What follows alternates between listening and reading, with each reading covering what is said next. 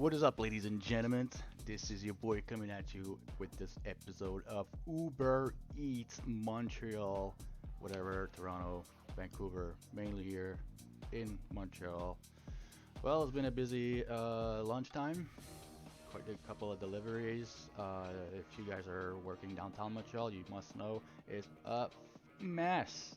Yes, Montreal is just under construction. The whole city is just not making sense.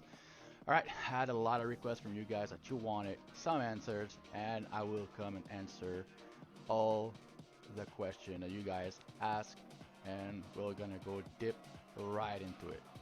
All right, for people, some people ask me how do you do your tax return. It is time to do your tax return. Actually, you should have done your tax return. There's a software called Intuit. You can just click there. I'm gonna put the link down below, and you just have to follow the steps and enter the numbers that you made, and you're gonna enter your mileage, your repair costs, your gas, and all that kind of stuff. And it should do a calculation of what you should actually be redeeming for. You're not redeeming, actually, it just goes into your tax return and puts the threshold lower.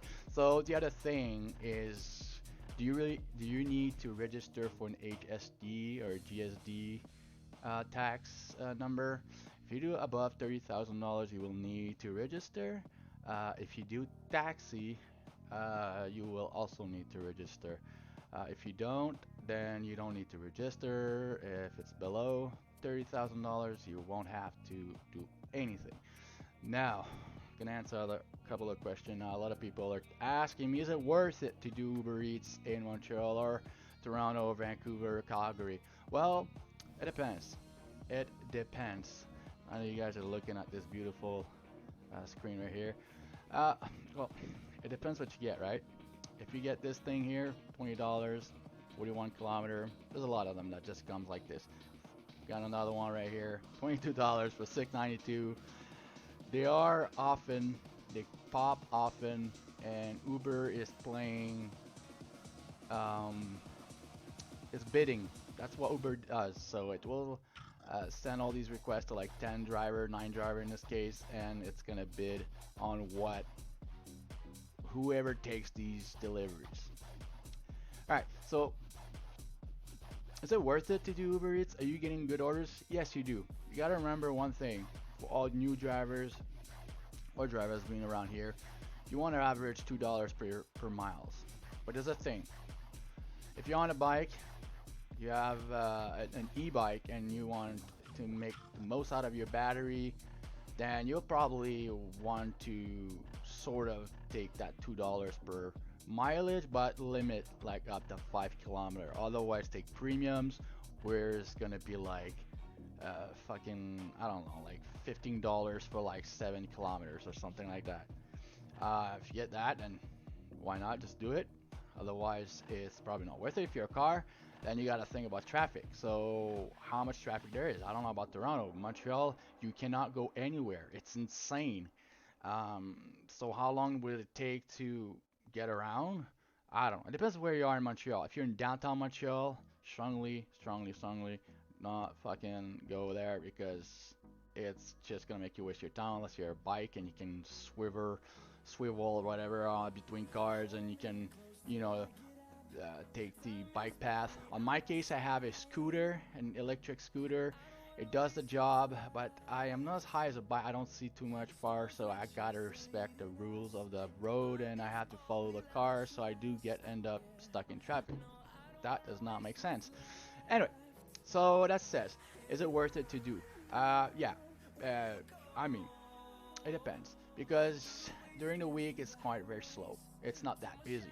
It has to be very busy, and because the government, Mr. Trudeau, said that all people that come to study in Canada from abroad, or new immigrants, or people that wants to stay in Canada for more than 6 months, they are able to get a working permit. But what is the issue with the working permit? Well, you guessed it. It's easier to get. And there's a lot of people flooding the streets to do Uber Eats. Now, what the fuck is that? Like, why do you need so much people on the road? Well, Canada had an issue.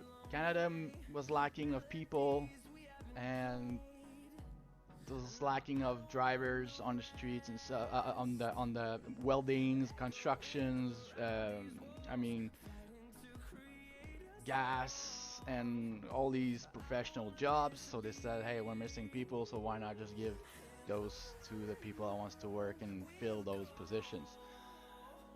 Well, the bad news is most of these people, most of them, well, a lot of them, ended up doing Uber Eats and not filling the position that Mr. Trudeau wanted to fill. Still, there's a shortage of people uh, in jobs during inflation, and usually at a economic crisis or an inflation or whatever, you're looking at a deficit in available position, harder to get jobs. People have less buying power and where they spend less money, so less employees needed and lower economic values. So that's how it works. But still a lot of position available. We are in the inflation. We are in an economic crisis. So literally now you know why it's not that busy. It's just because there's a ton of driver from India, from China, from Japan, from you name it, Ukraine, from England, some people from England. I mean, all around the world. So that's what it is. Yeah. So is it worth to do Uber Eats? I guess if you're willing just to make a little side money, just to pay maybe your phone bill, your internet bill, something like that. Yeah, definitely you can do it. It's worth it. If you're looking to make this a full-time job, forget it. Forget it. Do not. You're gonna, first of all, you're gonna pay more money on your car, on your gas, on your insurance, whatever, on your repair, accidents, you name it. It's just not worth it. If you want to do it part-time with a car, you can do it. I mean, Friday, Saturday could be good. Sunday kind of relax. Rest of the week kind of relax. Thursday could be good also, but I'd say that you can try it, but I'm saying it's not worth to go full time. I'd say go for maybe 12 hours a week if you want, and try to pick up the best days and hours. All right, so how does priority delivery work? Something that really piqued my curiosity here. I was just navigating on YouTube, and this is pretty funky. So apparently at checkout, customers have the option to have priority delivery, standard delivery, or no rush delivery. So priority delivery, the delivery person will drop off the eater's order first. Basically, the eater pays a fee of about $4 or $4.99, or depending if it's a surging time. That is nuts. Just to let you know, that's just nuts. So I don't know, if you're really hungry, you'll pay $4. If not, well, definitely one thing you should be aware is that there is more drivers than is actually requests for Uber Eats. So basically, you're gonna get your delivery pretty fast anyway. Now the eater's order. Okay, so this is what happened for priority. Standard delivery, the delivery person will drop off the eater's order whenever it makes most sense for the trip. So again, Uber introduced double orders late in, I think, 2020, and was quite well received in that time. So what happened with the double orders is it was kind of okay. It was great. Yeah, you can make extra money. The thing is that they came last year, I think in September, with the triple orders. So people will be able to make triple orders so that Uber costs less to get those delivery to the customer's door, while making the 30% from the restaurant and making the money from, I mean, the fees from the customer. And you know, that's how it works, right? So they have to make their money somewhere. So now, because people can take 3 deliveries, it takes less driver on the road, because there's just more deliveries being delivered by one person than if you need 3 person for each individual delivery. So that explains a little bit also why it's a bit slower. Now the other thing also is the inflation. People will put their money in a priority, and they will go put their money somewhere else. No rush delivery. The person can drop off the eater's order last. So basically, if you actually have a if the driver has a bundle, your order will be last. So you receive your delivery last. I find this really weird. Why? Uh, all right. Mid mid December, no mid November correctly, if I can recall. Uber has reduced their actually the income of how much the Uber driver would make. So in 2017, when the Uber market started here in Montreal, we were paid by the mileage, by the boost, and with quite some a lot of promotions. So you ended up making one delivery about $20 a delivery. It was insane in a man's brain. So now uh, they cut that. They cut the mileage. They cut the base pay. So it's like $20, right? I think it's $2 right now. So $2, and then you have like the boost, like nah, third, 3x, whatever. It's not even. It doesn't make sense. So like you're gonna get $4 or $3 base paid, and customer, well, they need to tip, right? So that's where we come here. This article here. So how much tip when you're ordering your food in delivery apps could influence how quickly you get your order, Courier says. That's because which apps like Skip the Dishes, Uber Eats, DoorDash prompt customer to add before they order or add tips before your order arrives, making a big part of their fare. Yes, we do see the tip in advance. We do see it on Skip the Dish, DoorDash, and Uber. We all know, we've all been aware that we get tip baited very rarely, but it happens, and that sucks. Well, that's part of the game, but yes. So this is a documentary saying that if you tip more, you'll get your delivery quite faster. If you're not tipping enough, then your delivery most likely gonna end up on the shelf and wait for a driver to take that delivery. Or Uber would slowly increase with their bidding offer. Now, a new thing came in Canada is what I call trap radar or shit radar. You can give it any names, but that even there takes a lot of driver off the road because you're just sending so many drivers. Things are getting so quick. So that explains also why Uber is not as busy as it used to be. But yeah, so they will start increasing the fare as nobody taking the fare until someone, so they can actually always get that delivered as the lowest fare. So Uber came out with this, and it's very dumb. I really don't agree. Tip baiter is an issue for courier.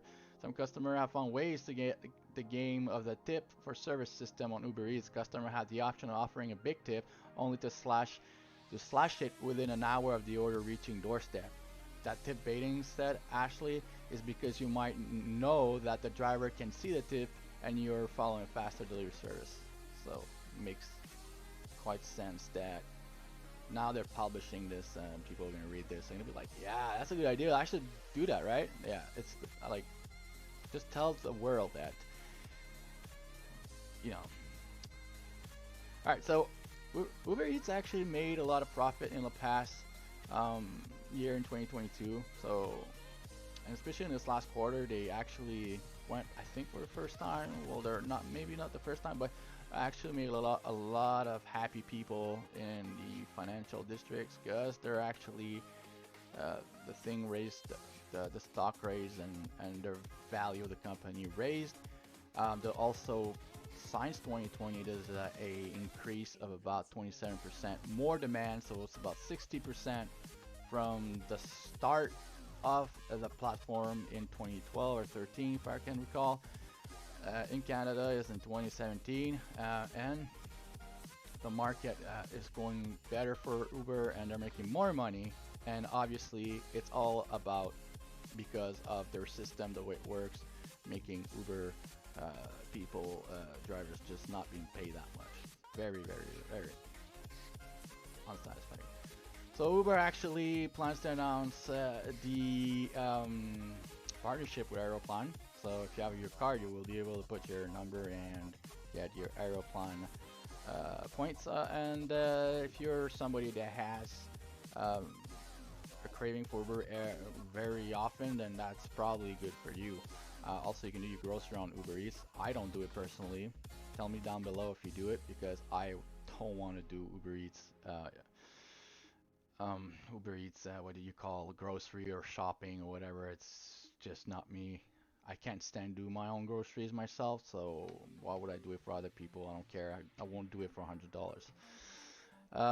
But that's just good news for people that are actually getting the Ubers. Now, I'm not sure if we have this in Canada yet, the Uber Eats a monthly plan where you pay like Uber Eats Pass or Uber Eats One. I don't know if we have this yet. I haven't ordered on Uber Eats for decades. The only thing I've done is order on DoorDash or Skip the Dish. It's much cheaper and you get a lot more for your buck. But yeah, I don't know if they have Uber Black. Now I know DoorDash in Canada they have a DoorDash pass, so you actually pay like $10 and you get free delivery for that month. Not sure about Uber, but that would be another option to get more customer to get Uber One, and also include this for if you need a ride, Uber Share or whatever, to get a discount on that too. Well, we don't have any option. So the other question I have, let me just double check if I missed out something here. The other question that I have, so yeah, pretty much that's what it is for today. I think I've answered a couple of questions here. Just gonna go and take a look real quick on my past video. No, that's not the right. I'm not in the right place. This is where I'm at. Okay, so this right here. Now we're gonna go on this video right here. Sorry about this. So you guys can watch that video if you want. It was last year. I had an issue, so I had to stop doing Uber Eats.